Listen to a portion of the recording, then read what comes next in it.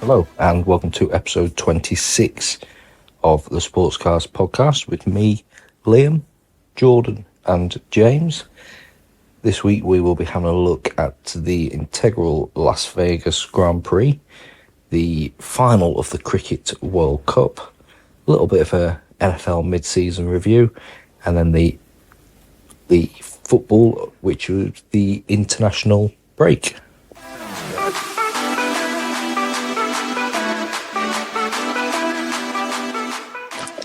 Gentlemen, how are we? Good, thank you. You? Yeah, very well, thank you. Have we got James as well?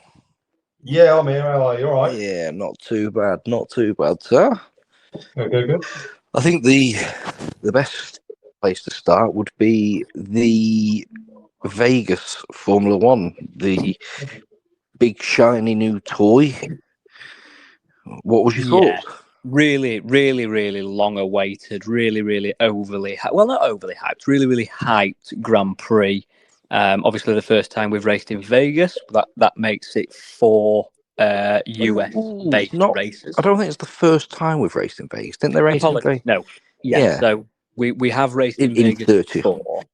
For 10 points, who won the World Championship that year? Oh, I don't know. It was Nico's dad, Keke.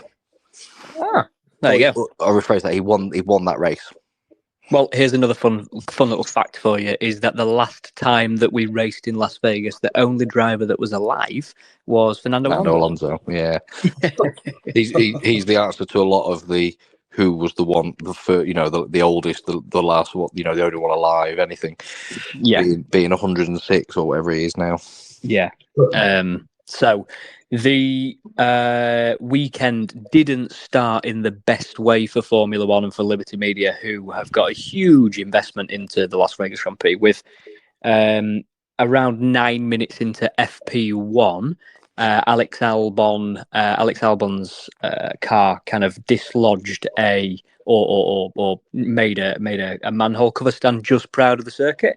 And then Carlos Sainz at 197 miles an hour hit the manhole cover and completely split his chassis in two. Not fantastic. Did you see the CCTV footage of the spark? I did. I don't know if you've caught anything of it, James. I know Formula One is not your strong point, but to put into perspective, when Massa hit that spring at similar speeds, probably 160 mile an hour, I believe it Monza, wasn't it? Was it in Italy? It was Monza, yeah. It went through his helmet and split his head open. Oh, yeah, that's right. Isn't that why they now have those the guards, isn't it? Like in front of them. Yeah, one of the reasons, yeah. Yeah, one of them, yeah. Yeah. But that wouldn't have mattered. The halo wouldn't have mattered. Nothing would have mattered if that had come up. That it was an horrific thing to happen. Yeah. And I mean, to be honest with you, we're now on Sunday, and I don't want to dwell on this point too much. A lot was made about the Las Vegas Grand Prix, what they were doing to the strip, the preparation to get the strip ready. Obviously, a big issue around the manhole cover, but it's happened before. It's happened in Baku. It's happened in Monaco. It will probably happen again in another street circuit. There are obviously precautions that they can take when they are making sure that the track is 100% safe, but the Mercedes AMG car, the safety car, does not generate the level of downforce that a Formula One car does. So they can only do so much, and it's a dangerous sport. We've got to accept that, and we should all move on. And I think when qualifying came on the Saturday, we did all move on, and we had a great qualifying, and then exactly the same with the race. We had a fantastic race. I know you caught it, Liam. Do you agree with me? Do you think it was a great first Formula One Grand Prix in Las Vegas? I wanted to hate everything about it. For the first time, I'm on Max's side. It's 99% show. His interview was he got into Formula One for the emotion of the race and the emotion of the sport. And I'll be honest, and call me soft or soppy in my old age or whatever, but I did. One of the first races I ever watched was a very early Brazil race where I think only something like 9 drivers finished because of the conditions. It was about the racing. It was about the skill, and it wasn't about this getting Michael Buffer to introduce drivers out onto the track. It was none of that. Don't care for that. I want to watch the Brundle grid walk. I want to watch the cars set off, the cars cross the line, and have a good podium at the end. Yeah, That's 100%. it. At least we had Justin Bieber waving the checkered flag, though. Yeah, just to top it all off. Is that who it was? The Canadian. It was Justin Bieber waving in a really oversized leather jacket, which I think was cute. Yeah. But no, overall, Las Vegas Grand Prix for me was a great show. But to your point, Liam, we saw some fantastic fucking racing. Jordan, it was in the top 5. What have we had now? 21 races. 21 races race calendar. That was in the top 5 races of the season. Yeah, fantastic. And I mean, it's not the most imaginative tracks, but I think it's turn 5, which is a really sharp left-hander, where George and Max had their coming together. That produced some of the best overtaking on the calendar. And turn 17 as well. Probably one of the most interesting corners on the track, taking it absolutely flat out at 180 mile an hour. Yeah, really, really, Incredible. really good. So the results. I'll say, Liam, I think, what's the term where that, because for me, the star of that race was that great big ball that's on the Vegas Strip with the face on it. The sphere is fantastic. Yeah, I only watched the last 6 or 7 laps first thing this morning when I got up for work, and I'll tell you what, that was brilliant watching that little ball. That was great. That was more exciting than the race for me. $2.4 billion for that little ball. I'll tell you what, money well spent, if you ask me. I watched I listened to Joe Rogan, Elon Musk podcast last week, and Elon Musk had just been to watch, of all people, a U2 concert there. Yeah, they've got this residency. Yeah, he says you would not know that you're inside. It's that the way they do it, and it's just something you've never seen. Yeah. It's a bit like that soaring ride at Epcot at Disney, isn't it? It's kind of that all around. Projected around, so you don't realise where you are. You think you're in the Amazon jungle or the Victoria Falls or whatever, but you're not. You're in a great big ping pong ball in the middle of a desert. You know, it's brilliant, absolutely fantastic. What's great. So the result of the first ever Las Vegas Grand Prix, of course, Max Verstappen won, and he didn't have a very easy time of it. He, in my opinion, he pushed Charles Leclerc off the track, which was validated and backed up by the FIA stewards, giving him a 5-second time penalty. I know we all agree, way too lenient. And for a period, we did actually think that he was going to suffer. So when he pitted, he was in a 7.7 second pit stop, including the 5 seconds. He came out 8th. Charles Leclerc was 11 seconds in the lead, and then I think it was Lando Norris's safety car. It was binned when he binned it, and it bunched the pack up, and Verstappen. It was an easy race from there. Yeah, it was. I mean, I hope Lando's okay. I know he went to hospital, more precautionary, but that looked like a nasty accident. That he took that. Well, he was going flat out, and I've not heard anything since, but his brakes must have failed because he just didn't stop, did he? He just lost the back end. He lost the back end, and he clipped the wall, and that sent him ping-ponging down the track. He hit the wall twice, and then hit the big wall. And then hit the big wall at the end. Yeah, he sounded a bit shaken on the radio, but yeah, you know, Max, I think that was one of the hardest races he's had to work for a win. You know, like you said, he's qualified 9th or whatever and come through the pack and won, but they're not difficult races. He took a lead, a bit of jeopardy over should he have given the place back or should it have been a penalty. I mean, considering, and I was thinking about this today when I didn't have a lot on, but he overtook Charles, kept the position and got a 5-second penalty, whereas George was overtaken and got a penalty. So it's like Max didn't get reprimanded but got to keep the position and they got the benefit of it. And when it happened the other way round, he still got the benefit of it. Yeah, of course. Well, we can talk about like the FIA stewards' leniency / bias with Max Verstappen all night long, but we probably can we? We probably that Spotify probably doesn't have that level of memory in their ginormous servers to be able to talk about that. The week could really go on. Yeah, so Verstappen won, 25 points again for him. Leclerc in second, beat Perez to the line again by less than 0.2 of a second. The gap officially was 0.141 seconds. So Perez beaten on the line again. However, I know there's been a lot of controversy and speculation about Perez's seat for next year. But how can there be when he has all but sealed a 1-2 for Red Bull this season? How can there be speculation when he's second in the World Drivers' Championship behind his teammate? It's the first time as well that Red Bull have had a 1-2 in the season. So when Vettel won his 4 titles back to back, there was never a, Webber or Ricciardo was never second. It was always Vettel and then another team. Yeah. Question. If Perez was to lose his seat, and this is do you think that the reason why there hasn't been anything over that is because who would you put there to push? Albon. And that is why he still got his seat. That's why he still got his seat. They're not long-term. Albon's been there. Gasly's been there. They've all been done over. They're not going to go back, I don't think. Even so, who would you put? Why would you want to? If any of the other 20 drivers on the grid, or 90 drivers on the grid, said, would you like a second seat at Red Bull? It will always be a second seat to Max while he's on his prime. Yeah. And you will only ever get second because he'll always have the preferential strategy. He'll always have part firme regulations set up for his car. Perez was running a really, really high downforce setup with his rear wing. He had the wider rear wing, didn't he? Yeah. Yeah. So I don't know, but overall, we now head on the 24th to the 27th into the final race of the season.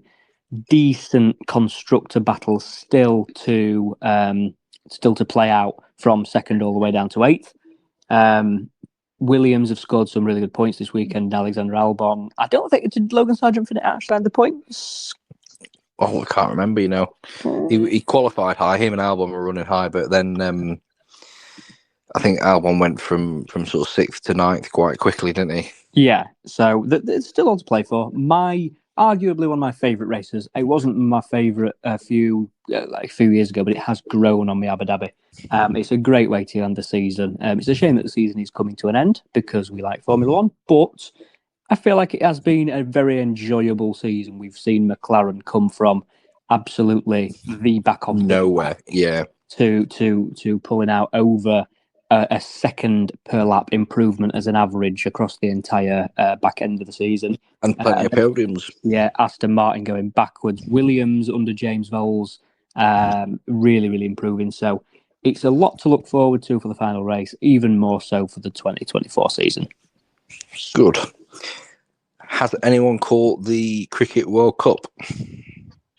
Well, I was dipping in and out of it today at work, and I kind of predicted this last week. I thought India were going to win, and for those that don't know, the Aussies stepped up and frankly, absolutely smashed India around the park. I think they won by 6 wickets in the end, and I think India would have needed 300 plus to, based on the run rate that they were going at, India would have needed 300 plus just to keep the Aussies sweating a little bit. So I knew the Aussies would step up. They always do. And, I think, Head was 137 off 120 balls, and for, 50 over cricket. Yeah, but do you know what as well? He was 40 odd for he was 40 odd runs for 60 odd balls. So he really picked up. He really drew that back. Couple of big boundaries, couple of big sixes, really up that. And I think after about 30 overs or whatnot, you could just see that there was no coming back for the Indians at all. And it's a shame because they've put on a good show in their own backyard. They've been the best team. Oh yeah, they have. I mean, I think it's the first game they've lost. You know, I mean, it's a bit of a shitter to lose your first game in the final, but they've been phenomenal throughout. But in true Australian fashion, when the chips are down, they pull up a chair and they pull it out of the bag. Definitely. Also this week in the world of cricket, Mr. Freddie Flintoff, Andrew Flintoff, is back think it's brilliant. He's the boss for the Northern Superchargers Yeah. for the wonderful 100 competition that they hold in the UK. Really interesting. I didn't know that. So obviously, filming Top Gear and everything like that. You're probably only talking 6 weeks per year, and obviously He's finished that now, hasn't he? that was my question. They've So stopped it, they've celebrities pulled Top Gear. do multiple things at once, but obviously I wondered whether he had stopped it or whether they'd stopped filming altogether. They can't. No, he go on. Sorry, James, you were saying. I'll say they've pulled Top Gear completely, haven't they? Because I'm right in saying around about this time last year or early part of the year, Freddie Flintoff was involved in quite a nasty accident. Pardon? Yeah, it was December. Yeah, December time. So you're 11 months, nearly 12 months on, and he suffered a horrific injury in an accident whilst filming a bit for Top Gear, and he's kind of gone off the planet. Really, no one's really heard or seen anything of him and knew how he was getting on. So for him to come back in the way he's done and taken over the Northern Supercharged, I think it shows what type of person he is, and he jokes about it, but his love for the game of cricket, and I really applaud him for it. I think it's absolutely spot on, and I really wish him the best of luck. He had a program on the BBC where they took like children from the streets and that's right, yeah, and put them into a game, and they played a decent private school. And I mean, one of the young lads, he was I think he's an Afghan or Iraq or something from Iraq, and he ended up signing for Yorkshire as a youth player. They're only sort of 14, 15, but yeah, I thought it was, I think that really sparked a different love for the game for him. And I think so. I'm not a fan of the 100, but I will probably tune into Northern Superchargers. I must be with you there. The 100 is, I think it's just a bit of a gimmick, really, just to try. I think the cricket board have kind of seen how people are more interested in things like 2020 cricket instead of 5-day Test cricket games. And I think they're just trying to hedge their bets and come up with new ideas. And the 100, it's still quite new. You don't know how it's going to go. But I'm so glad that Freddie Flintoff has kind of gone, do you know what? I do like this. And, hats off to him. Good luck to the guy. So last week I said that there's nothing going to be happening pre-Christmas in the world of boxing. Here I am eating my humble pie. On the 23rd of December in Saudi Arabia, Anthony Joshua fights Otto Wallin. And on the same card, Deontay Wilder fights Joseph Parker. So I can see a bit of both the big names there taking the win and then calling each other out in the ring and having a fight in a few months' time. Tyson Fury and Alexander Usyk have confirmed February 17th, also in Saudi Arabia. There's a bit of NFL mid-season because I think we are sort of 9-10 weeks into the season now. You play 16 games over 18 weeks before the playoffs into the Super Bowl, but Miami Dolphins are having probably one of their best seasons in a long time. Baltimore Ravens are top of their conference, AFC North, and Kansas City Chiefs are top of theirs, who play Tampa Bay Buccaneers tonight. Philadelphia Eagles have the best record. They're 8-1. They're top of the NFC East. Last week, the New England Patriots lost to the Indianapolis Colts. A game that was played in Germany. We'll come back to that. With Bill Belichick carrying his worst record since his first season in the NFL in 2000, or the year 2000, and they are 2-8. NFL have said that they are going to be in Spain or Brazil next, and the plan is to take NFL global. So pretty much sort of pushing it to go everywhere. NFL, Germany. Well, NFL, Great Britain. Yeah. But and that's taken off, hasn't it? The games at the Tottenham Hotspur Stadium and whatnot, and a lot of people look forward to. I mean, it's always the Jacksonville Jaguars, it seems to be, that play there. But it's because of the owners of them owns Fulham. Oh right, okay. So I mean, when American football came to the UK, we were kind of, well, no one really cares. Well, they do care, but it's not big here like it is there, obviously. But why not take it to Germany? Why not take it to Spain? Why not make it global? You know, why not? Yeah, I understand. I understand a lot of that. You don't get many Germans in the NFL. There's a few British people in the NFL, So it's that sort of where I've taken it from. But yeah, who knows? Also, this weekend is the snooker season's back with the champions of champions. Mark Allen and Judd Trump go out in the first major ranking tournament of the season. As anyone knows, I will sit and I will watch snooker till I am blue in the face. I will watch it Do you know all what? I'll day, sit there every and watch day, it all until I night. fall asleep. Yeah, well, I wouldn't. That's the problem. I Yeah, wouldn't. yeah. So it's I can't wait. The World Championships obviously around Easter, a little bit of time to go yet, but it's going to be a good season for snooker. Football, we've got an international weekend, so Can I kick off with a little bit of the only I don't want to say joke, a bit of jovial kind of banter, but probably not in Gibraltar's favour. I don't know if anybody's seen Yeah, France versus Gibraltar, the that's final unbelievable. score. The final score of that match. I know I texted Liam at half time. It was 7-0 with 7 different goal scorers at half time. Gibraltar were absolutely mullered by France 14-0. And Ethan Santos from Gibraltar had an absolute nightmare of a game, scoring the first goal of the game, which was, of course, an own goal, and then get sent off with a straight red in the 18th minute. So great performance from Ethan Santos of Gibraltar. I don't think he'll be showing his face anytime soon, will he? No, I don't think so. Well, James, probably in France he will, but yeah. Have you caught much of it over the weekend, James? well, I was watching the highlights of that France Gibraltar game, and it's a bit of a joke. But I mean, Kylian Mbappe's third goal from 40 odd yards, where he's just chipped it over the goalkeeper, is sublime. But I'm not a fan of international breaks. They kind of go on.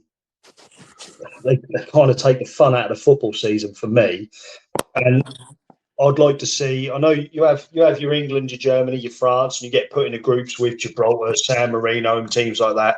It's kind of not overly exciting for me. Well, No. England this weekend, they play Malta on Friday night that they beat 2-0, and that's a little bit underwhelming for England. It is. And then they play, is it North Macedonia this, Yeah. Monday. It's not, that's, No. that's not, you. They've had a lot of what would probably be first play, James Maddison, Kieran Trippier, Jude Bellingham. They've all stepped away because of injuries, but the chances are, because it's not Italy, they're not as. And that's what I mean when it kind of takes the fun out of the football season. And I'd like, because we big up the national teams, England have gone the entire qualification without losing a game. Well, yeah, because you're playing Liechtenstein and the Faroe Islands, Yeah. And the thing is, it's a 6-day international break, or it'll be longer, but there's 6 days worth of games. It started last Wednesday and it runs to next Tuesday.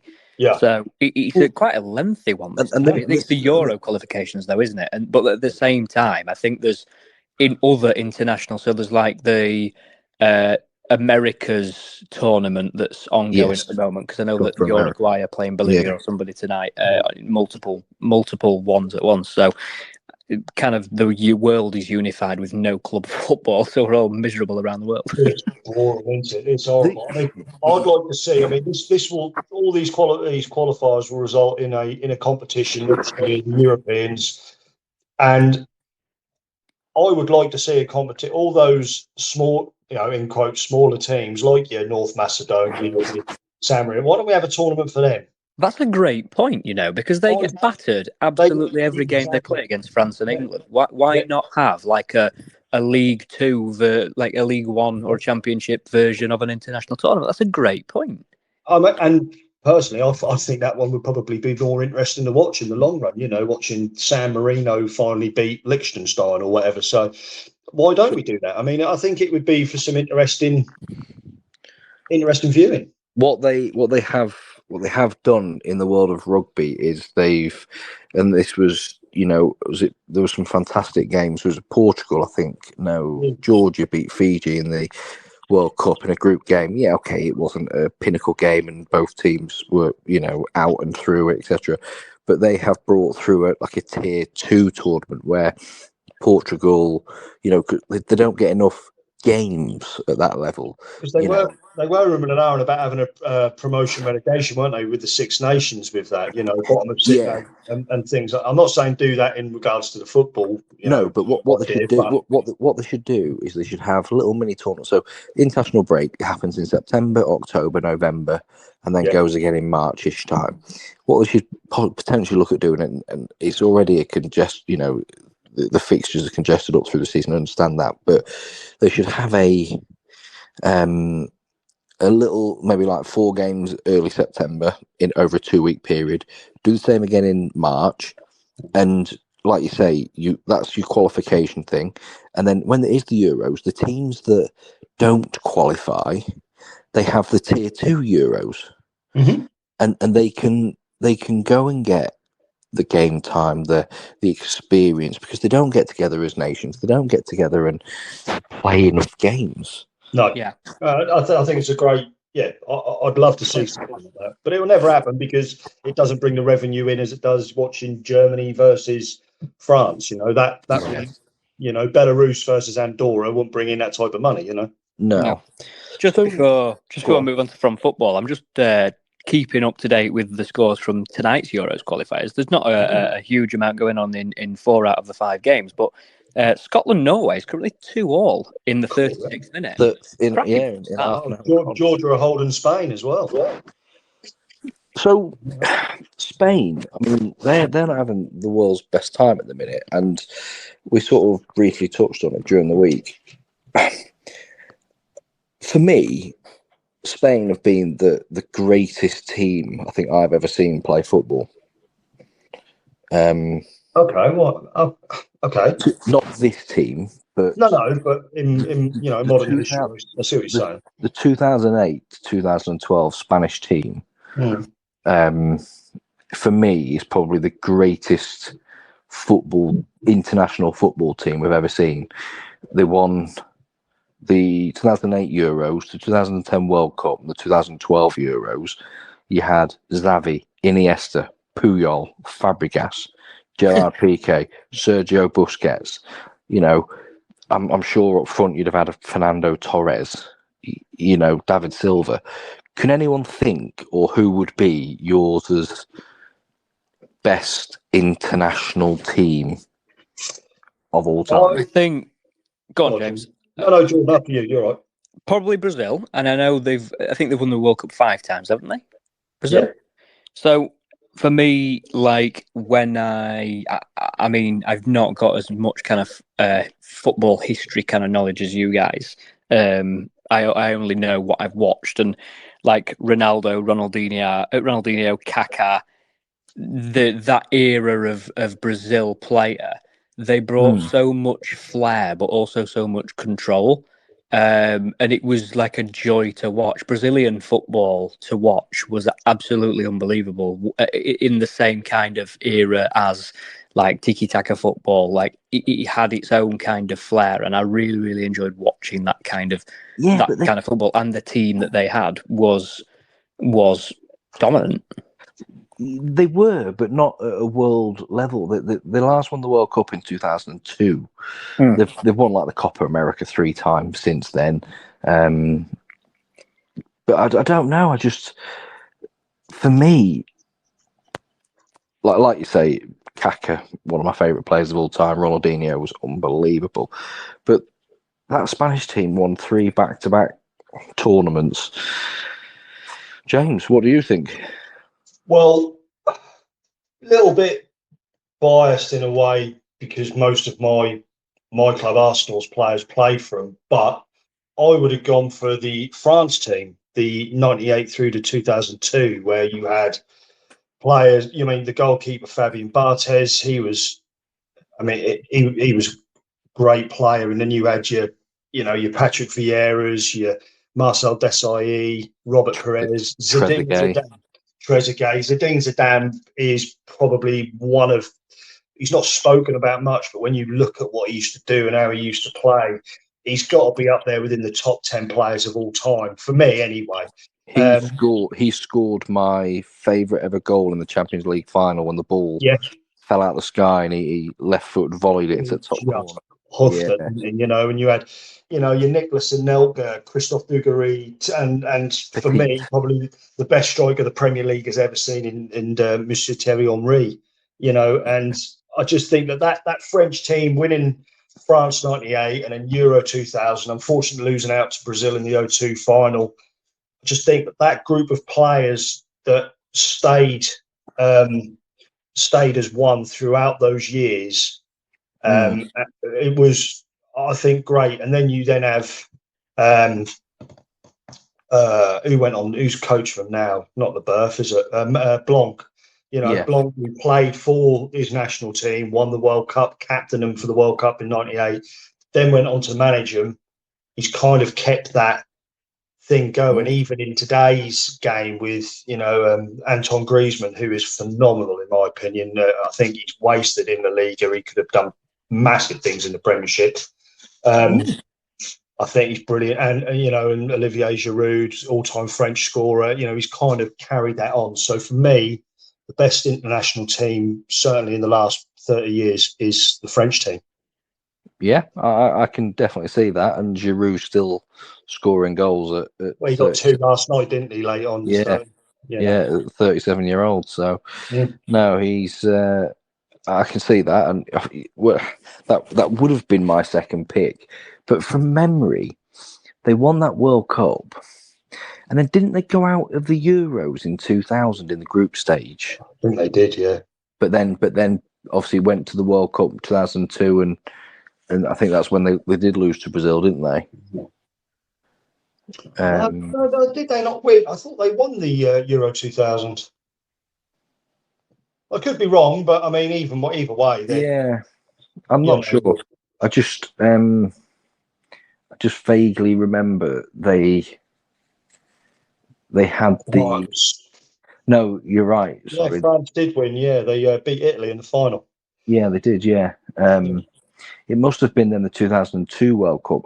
Did they lose to like Ivory Coast or Senegal in the first game or something, 1-0? They had a stinker the following tournament. So, but yeah, I'd definitely put them probably second for me. That's for sure. So no, and like you say, Thierry Henry is my favourite ever Premier League player, one of my favourite players probably of all time. So I definitely can't disagree with you at all on that. So that's everything for this week that's happened in the world of sports. We'll have a little bit more next week with the Premier League being back. Quick one, Liam. Sorry to interrupt you. I know you get going, but going back into sport, we've all seen the news, haven't we, around Everton? How do we feel about that? Unfair. I think so. They have to, but apparently they haven't finished investigating Chelsea and Man City, so I don't think it's the end. Chances are they will finish investigating Chelsea and Manchester City when there's one game left to play and the champions are already crowned, and it wouldn't make the blindest bit of difference. What's the kick in the teeth for here is for Everton is they've worked alongside the Premier League for the investigation. Yeah. Whereas what they could have done was not worked alongside them to quicken it up, to drag it out, and like you say, find out in the last game of the season when they're already relegated. Or the problem with Everton is, I don't think they'd have finished 10 points above the relegation zone. I still think Everton will survive. I think they will. They're playing. Not by 10 points. They weren't going. No, not by 10 points. I think they got Manchester United next week, haven't they, at home? And I just feel it's a bit of a shit timing really for Everton, because they're in the midst of a takeover. It's not fully done yet with the 777 group in America. Yeah. It's not finalised yet, and I hope that this doesn't force them to pull out of the deal, because they're building the new stadium across the way, aren't they? And it'll be a shame to have that as a championship stadium, because it looks the absolute business. Yeah, it does, doesn't it? And I really feel for Everton. I think it's unfair that it's been done to them and not to others.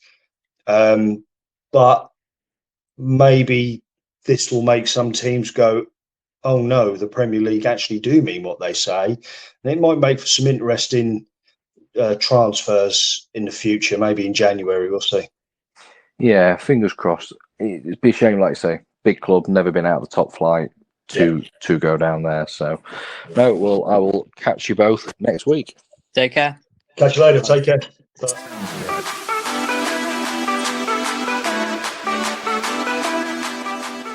And that's everything we've got time for this week on the Sportscast podcast. As usual, you'll get us on Instagram or X, aka Twitter, at SportscastPodUK. Join us again next week.